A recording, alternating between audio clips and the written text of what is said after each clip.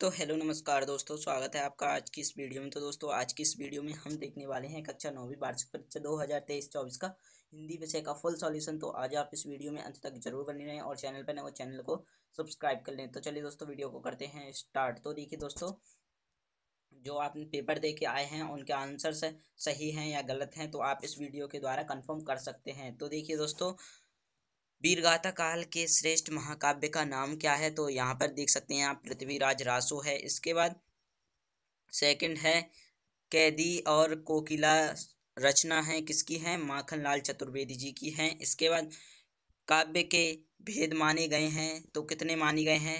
4 माने गए हैं या 2? तो यहाँ पे आप 2 लिख सकते हैं। इसके बाद कांजी हौस का चौकीदार लालटेन लेकर आता था, कहाँ पर आता था? हाजिरी लेने के लिए आता था पशुओं की। इसके बाद विचार विनिमय के माध्यम को कहते हैं, क्या कहते हैं? भाषा कहते हैं। इसके बाद फाणेश्वर नाथ रेणु के प्रसिद्ध आचलित उपन्यास का नाम क्या है?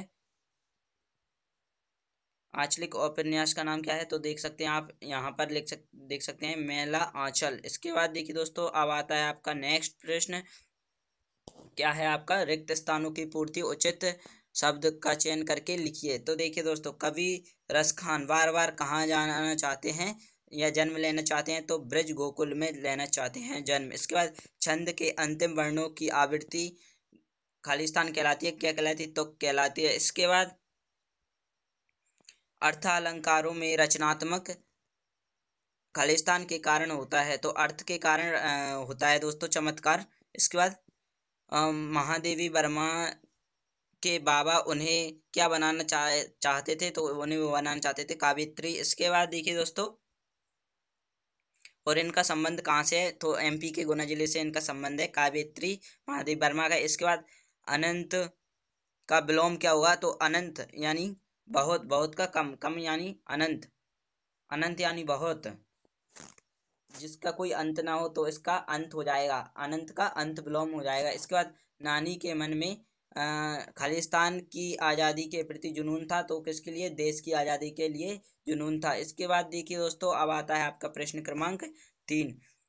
निम्नलिखित कथनों के समक्ष सत्य और असत्य लिखिए। तो देखिए दोस्तों, यहाँ पे सुमित्रा नंदन पंत प्रकृति प्रेमी कवि थे, तो ये सत्य है दोस्तों। सुमित्रा नंदन पंत छायावादी प्रकृति प्रेमी कवि थे। इसके बाद करुण रस का स्थायी भाव रति होता है, नहीं हो दोस्तों। करुण रस का स्थायी भाव अलग होता है दोस्तों। इसके बाद मंगोलों का मुंह लाल होता है, तो ये असत्य है, क्योंकि मंगोल रूस के नीचे और, हाँ, रूस और चाइना के बीच में रहते हैं और उनका मुंह लाल नहीं होता है, उनका मुंह थोड़ा थोड़ा सफेद होता है। इसके बाद कहानी गद्य की गौण विधा में आती है, तो सत्य है दोस्तों। इसके बाद भूपति में ती उपसर्ग है, तो ये असत्य है। इसमें उपसर्ग क्या होगा? भू उपसर्ग होगा इतना। इसके बाद उमा का विवाह शंकर से हो गया था, तो ये सत्य है। इसके बाद अब आते हैं नेक्स्ट क्वेश्चन की तरफ। तो देखिए दोस्तों, यहाँ पे हैं आपकी सही जोड़ियां। तो कबीरदास क्या करते हैं दोस्तों? कबीरदास कौन है? तो ये क्या करते हैं? आप देख सकते हैं यहाँ पे, बाह्य आडंबरों का विरोध करते हैं। इसके बाद वाक्यम रसात्मक काव्यम, तो ये क्या है दोस्तों? आचार्य विश्वनाथ के अनुसार है। आचार्य विश्वनाथ के अनुसार ही वाक्यम रसात्मक काव्यम होते हैं। इसके बाद यहाँ से ये वाला हो जाएगा, यानी कि ये दूसरा वाला हो जाएगा दूसरा। इसके बाद आश्रु का तद्भव, आश्रु का तद्भव क्या हो जाएगा? आश्रु मतलब तद्भव हो जाएगा इसका आंसू, क्या हो जाएगा? आंसू। तो ये 3 नंबर का हो गया आपका। इसके बाद हरिशंकर परसाई क्या है? तो दोस्तों आप देख सकते हैं अभी, माता कौन सा समास है? द्वंद्व समास है। कौन सा? द्वंद्व। तो ये कौन सा हो गया? 5वां हो गया। इसके बाद 6वां, बागलकोट क्या है? कर्नाटक का एक छोटा कस्बा, तो ये हो गया इसका 6वां। अब आपके 2 क्वेश्चन बच रहे हैं, कौन कौन से? तो यहाँ से पहला होता है, हो जाएगा दोस्तों, आपके 2 एक्स्ट्रा दिए होते, तो अब आप 3 ऑप्शन बच रहे हैं आपके पास। हरिशंकर परसाई क्या है? प्रेमचंद के फटे जूते, ये है, या यहाँ पर एक दुगु समास बच रहा है, एक ये है, या आश्रम है, तो यहाँ पर हरिशंकर परसाई का आश्रम हो जाएगा। इसके बाद देखिए दोस्तों, अब आते हैं हमारे क्वेश्चन नंबर 5 की तरफ। तो देखिए यहाँ पे, गांव में शहरी मेहमान या दामाद की तरह सज धज कर कौन आया था? तो यहाँ पर दोस्तों अभी मुझे पता नहीं है, लेकिन यहाँ पर लिखा हुआ है शायद मे मेघा, या सॉरी मेहा, पता नहीं अभी, लेकिन इसका मुझे पता नहीं है। उपमा अलंकार के कितने अंग होते हैं? तो यहाँ पे 4 होते हैं। इसके बाद सलीम अली अन्य किस नाम से जाने जाते हैं? तो यहाँ पर पक्षी प्रेमी के नाम से जाने जाते हैं। इसके बाद शब्द के अंत में जोड़कर उनका अर्थ में परिवर्तन करने वाले शब्द क्या कहलाते हैं? तो प्रत्यय कहलाते हैं। जो किसी भी शब्द के अंत में जोड़ते हैं, उदाहरण के लिए प्रति एक, तो प्रति में एक जोड़ेगा तो उसका अर्थ भी चेंज हो जाएगा। इसके बाद प्रत्येक हो जाएगा वो। इसके बाद देखिए सेकंड है, लेखिका मृदुला गर्ग की परदादी ने मंदिर में जाकर क्या मन्नत मांगी थी? तो यहाँ पर इसका आंसर आप स्वयं ढूंढें। इसके बाद देखिए दोस्तों, रीढ़ की हड्डी एकांकी किस समस्या पर आधारित है? तो ये सामाजिक समस्या पर आधारित है। इसके बाद देखिए दोस्तों, अब आया था आपका छायावादी छायावाद की कोई 2 प्रमुख विशेषताएं लिखिए। तो दोस्तों ये बहुत ही सरल था, आप इसे बहुत ही आराम से लिख सकते थे। इसके बाद नई कविता के 2 कवियों के नाम और उनकी एक एक रचना लिखना था। इसके बाद सुमित्रानंदन पंत और सर्वेश्वर दयाल सक्सेना के भाव सौंदर्य की दो विशेषताएं लिखनी थी। तो दोस्तों ये बहुत ही सरल क्वेश्चन थे, जो कि, और देखिए दोस्तों, रस आया था। रसात्मक वाक्यम काव्यम होता है दोस्तों।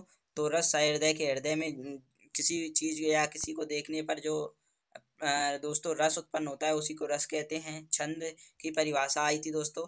महाकाव्य और खंड काव्य, तो 2 अंतर आए थे दोस्तों। और जिसकी वीडियो इन सभी क्वेश्चंस की वीडियो आपको मेरे यूट्यूब चैनल पर मिल जाएगी। अगर आपको नहीं आए हैं तो आप वहां से चेक कर सकते हैं। इसके बाद गद्य की प्रमुख विधाएं कौन कौन सी होती हैं?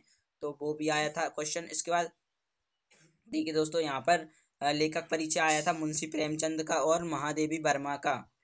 इसके बाद देखिए दोस्तों, यहाँ पर किन घटनाओं से पता चलता है कि हीरा और मोती में गहरी दोस्ती थी? तो देखिए दोस्तों, ये क्वेश्चन भी बहुत बढ़िया है। इसके बाद आप आगे भी देख सकते हैं। और संधि की परिभाषा एवं प्रकार आए थे दोस्तों लिखने के लिए। संधि की परिभाषा भी आई थी। रीढ़ की हड्डी एकांकी में कितने प्रकार के खेलों की चर्चा की गई है? इसके बाद देखिए दोस्तों, 18वां प्रश्न है, संदर्भ और व्याख्या लिखना था इनका दोस्तों करके। तो यहाँ पर ये आया है। इसके बाद देखिए दोस्तों, अब आ गया दोस्तों आपका गद्यांश आ गया। वो आपने पद्यांश देखा, अभी ये गद्यांश आ गया, प्रश्न क्रमांक 19। इसके बाद आप देख सकते हैं प्रश्न क्रमांक 20 में दोस्तों एक आ गया आपका अपठित काव्यांश और गद्यांश। तो ये आपका ये आ गया। तो एक एक ये है। इसके अलावा में दोस्तों एक और है, तो आप इसे आराम से कर सकते थे, या आप इसको भी आराम से कर सकते हैं। ये इसी में से देख के करना होता है। इसके बाद देखिए दोस्तों, अब आती है आपकी एप्लीकेशन और लेटर यानी पत्र। तो देखिए यहाँ पे अपने प्राचार्य को शाला शुल्क मुक्ति का आवेदन पत्र आया था। और प्रातःकालीन सैर के लाभ बताते हुए, यानी जो सुबह सुबह घूमने के लिए जाते हैं उसके लाभ बताते हुए अपने छोटे भाई को पत्र लिखना था। इसके बाद आप देख सकते हैं निबंध और रूपरेखा किस विषय पर आए थे? तो देखिए जल संरक्षण, पर्यावरण प्रदूषण, कारण एवं निदान, जीवन में खेलों का महत्व, मेरी प्रिय पुस्तक और आदर्श विद्यार्थी के गुण। तो दोस्तों ये 2 क्वेश्चन तो ऐसे हैं, इसमें से जो हर साल आते हैं, एक ये वाला पर्यावरण प्रदूषण और खेलों का जीवन में महत्व, या जीवन में खेलों का महत्व है। तो दोस्तों आशा करता हूँ आपको वीडियो पसंद आई होगी। वीडियो पसंद आई हो तो वीडियो को लाइक कर दें, और चैनल पर नए हो चैनल को सब्सक्राइब कर लें। तो दोस्तों मिलते हैं आपसे नेक्स्ट वीडियो में, तब तक के लिए जय हिंद।